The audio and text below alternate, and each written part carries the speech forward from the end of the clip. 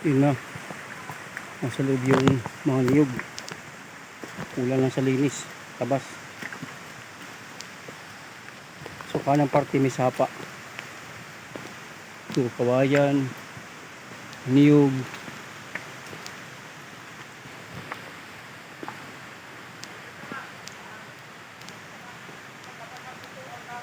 Kulang sa tabas lang. Ano eh.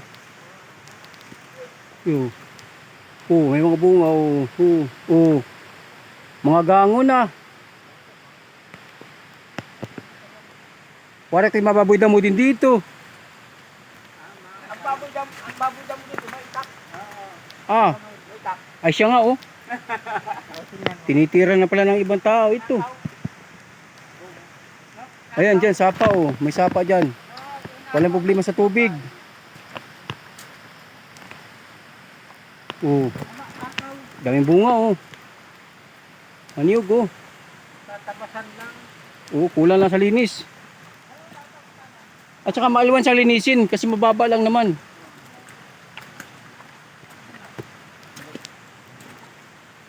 Itong daan na ito nyo, saan ang punta nito? Yaran. Ilang hektarya po ito? Kay Simeon. Ilang hektarya po? 10. Bah,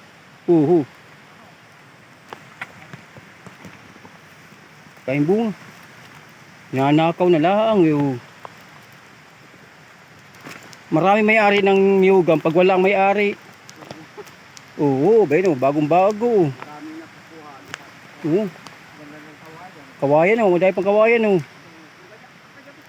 Ikasada sa punta. Lupit ko ng morte. Oo. Ito naman ang kaliba ko din. Kulang sa linis. Kaya pag nalinis yan, hindi lang sa punta. Aba, di. Ito ang ilog oh. May dila ang ilog oh. Pwede magawa ng pispan. Wayan, yung mga niyog ba yan?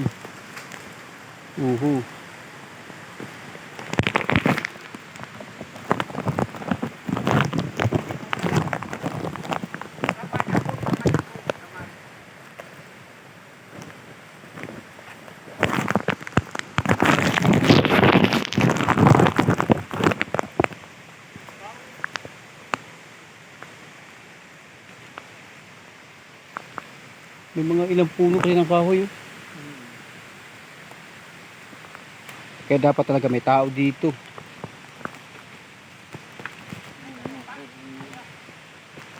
Para hindi mananakaw. Yes.